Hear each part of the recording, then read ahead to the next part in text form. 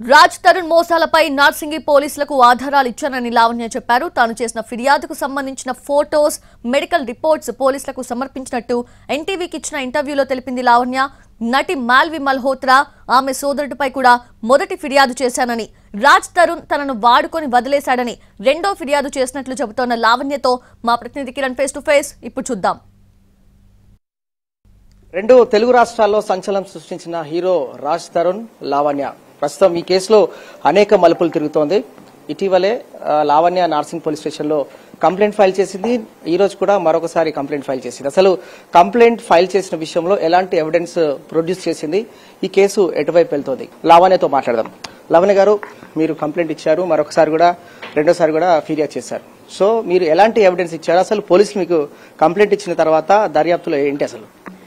First నుంచి ఏం జరిగిందో అన్ని క్లియర్ గా రాయడం జరిగిందండి.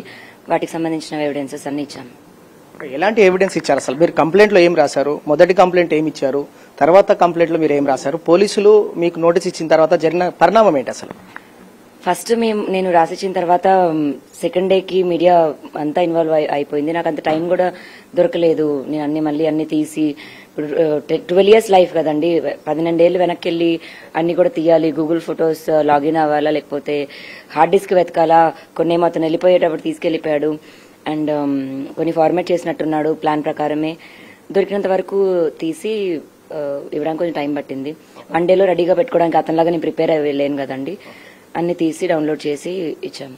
ఏం డౌన్లోడ్ చేశారు? అసలు స్క్రీన్ షాట్స్ ఇచ్చారంటున్నారు, తర్వాత మీరు ఎవిడెన్స్ ఇచ్చారంట. అసలు మీ ఇద్దరి మధ్య జరిగిన విషయాల్లో ఎలాంటి ఎవిడెన్స్? అసలు ఇన్స్టాగ్రామ్ లో మాట్లాడినప్పుడు ఇన్స్టాగ్రామ్ చాట్ హిస్టరీ ఇచ్చాము. కాల్ మాట్లాడినప్పుడు కాల్ డీటెయిల్స్, కాల్ హిస్టరీ ఇచ్చాము. Google history, Google photos backup అన్ని తీసి. మీకు సంబంధించిన ఆడియో సంభాషణ కూడా వైరల్ గా మారింది. సో దాంట్లో మీరు అగ్రెసివ్ గా మాట్లాడడానికి కారణం ఏంటి అసలు? నేను పెయిన్ లో ఉన్నానండి, చాలా పెయిన్ లో ఉన్నాను. నాకు బ్లడ్ అంతా కారిపోతుంది. నన్ను 3 days రెచ్చగొట్టాడు అతను. ఇంట్లో నుంచి నా అంతటి నేను వెళ్ళిపోవాలి అన్న దగ్గర. సో నేను నా ఫ్రెండ్స్ కూడా నన్ను తీసుకెళ్ళండి అనే నేను అంటున్నాను. నన్ను ఇలా మాట్లాడినాడు అని అంటున్నాను. అండ్ అక్కడ ఏం చేసుకుంటావో చేసుకో, నచ్చింది చేసుకో అని చాలా కామ్ గా ప్రశాంతంగా కూర్చొని, అంటే నన్ను రెచ్చగొట్టాల్సిందంతా రెచ్చగొట్టేసి, నేను మాట్లాడుతున్నప్పుడు అతను ఫోన్ జేబులో పెట్టుకొని ఇదయ్యాడు. అండ్ నేను ఫోన్ మాట్లాడేటప్పుడు కూడా స్పీకర్ ఆన్ చేసి మాట్లాడడం అవుతుంది, ఎందుకంటే మొత్తం బ్లడ్ ఉంది నాకు. సో నా ఫ్రెండ్స్ తో ఏదైతే మాట్లాడుతున్నానో అది కూడా రికార్డ్ అయింది. అతను వింటున్నా సరే ఇట్స్ ఫైన్ దగ్గర నేను అతని ముందే మాట్లాడుతున్నాను.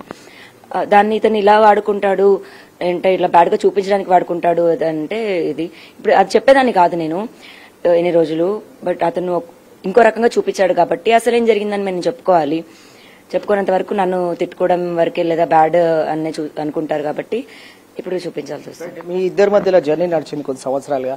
సో మీరు కంప్లైంట్ లో కూడా అబార్షన్ చేయించారనేది మీ ప్రధాన ఆరోపణ.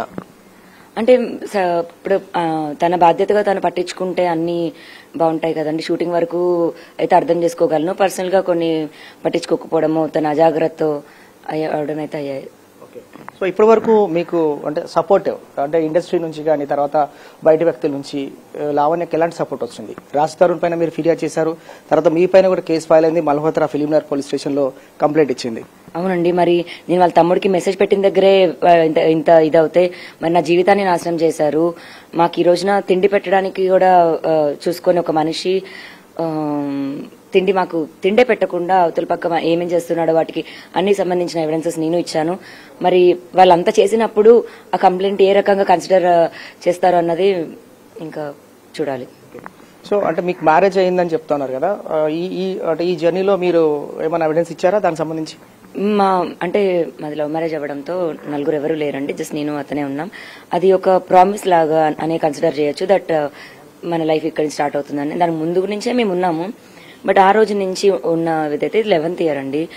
మరి చూడాలి ఎలాంటి పరిణామాలు అనేది ఈ కేసులో చోటు చేసుకుంటున్నది ఆసక్తిగా మారింది.